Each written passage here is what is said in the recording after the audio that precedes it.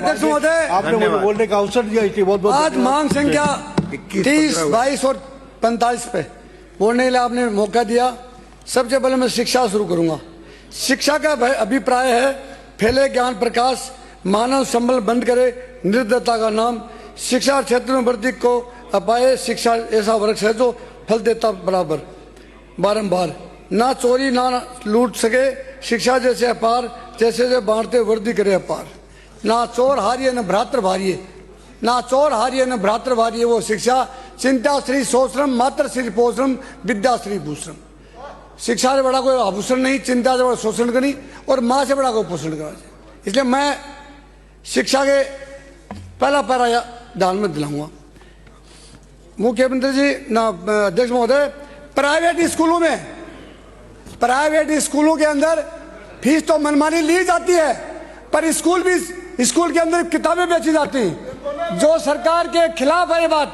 क्योंकि स्कूल के अंदर वो शिक्षा बात तो शिक्षा की है ना, बोलने तो सही बात बोलूंगा तो शिक्षा के चक्कर में आ गए। चलो आप एक बताइए, ये देवनान योजना के माध्यम से और फर्जीवाड़ा हो रहा है। आपने देखा होगा कि गुजरों के बच्चे तो होंगे 4,000, 5,000, 10,000 और कोई 50,000 की पैसे उठा रहे हैं। ये सरकार को घाटा नहीं लग रहा क्या? आप जहाँ कोई विकास की बात करते पैसा नहीं है तो ये पैसा प्राइवेट में जा रहा है ना, लोग लूट के खा रहे हैं, नाम से खा रहे हैं। ये शिक्षा के ऊपर जो दोतक हो रहा है इसको रोकिए आप।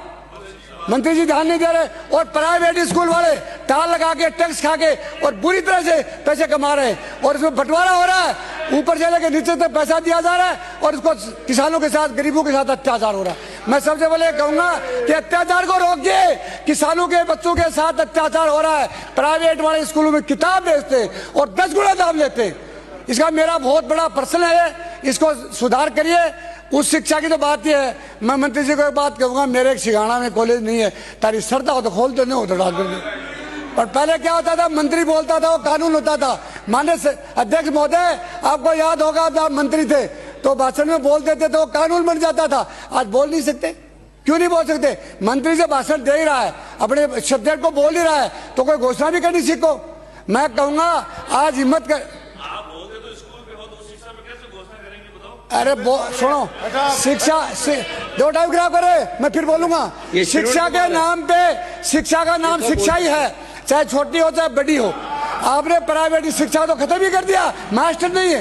बात क्या करोगे? शिक्षा जब नींव ही कमजोर हो जाएगी तो ऊपर कौन जाएगा? जब पेट का मकान की नींव ही कमजोर है, कमजोर कहां से आएगा? ये मैं नीचे वाली बात नहीं कर रहा हूँ, मैं ये कर रहा हूँ कॉलेज में तभी तो जाएगा जब नीचे वाला सिस्टम सही हो। आप देखिए, अब वन विभाग की बात करूंगा, आपकी बात है। दुनिया में हरियाली हो गई खत्म, मानव जाति का निकल रहा दम।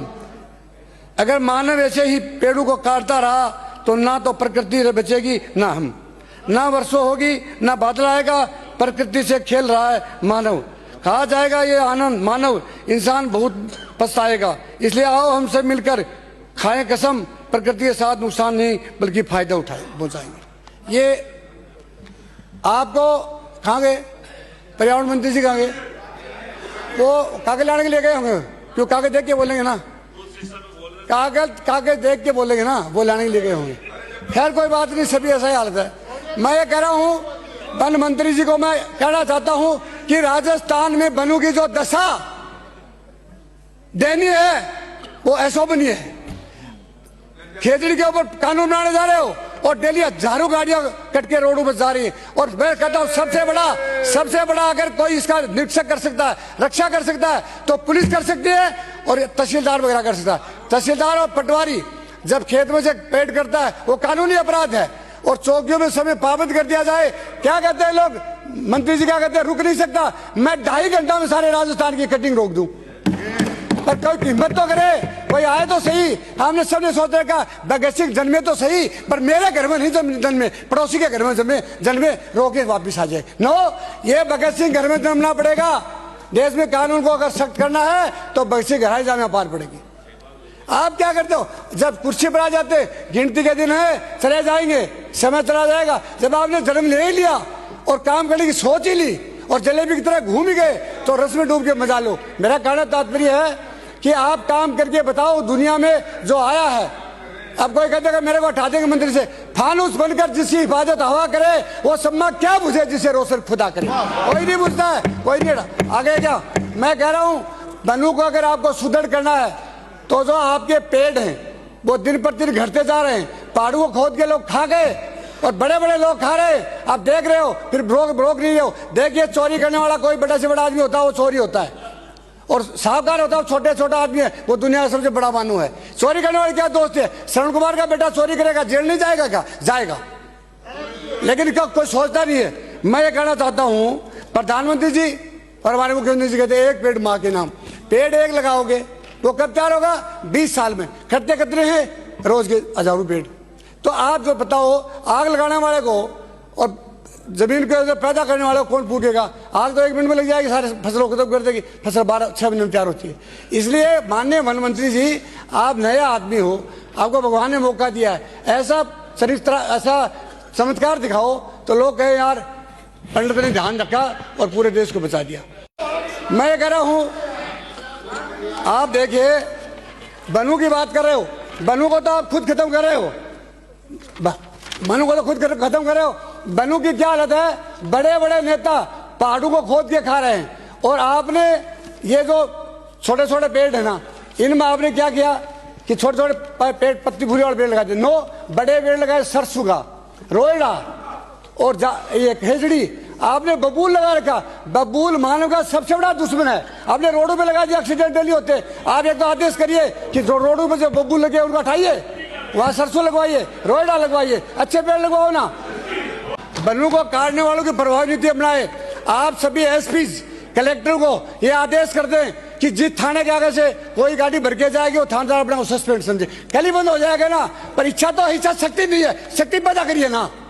आप में इच्छा तो है बंद कर दूं, लेकिन इच्छा शक्ति नहीं है। ऐसी शक्ति पैदा तभी हो सकती है जब मानव के दिल में दर्द होगा। राजस्थान की इस समय जो दयनीय स्थिति हो रही है वो देख नहीं सकता कोई। डेली पेड़ कट करके और हजारों गाड़ियां हरियाणा में जाती। आप देखिए, आपको हमारे धरने पर्यावरण खत्म हो जाएगा, आपको न बरसात होगी न आदमी जी सकेगा। सारा मैंने आपको कविता में बता ही दिया कि मानव घुट जाएगा, मर जाएगा।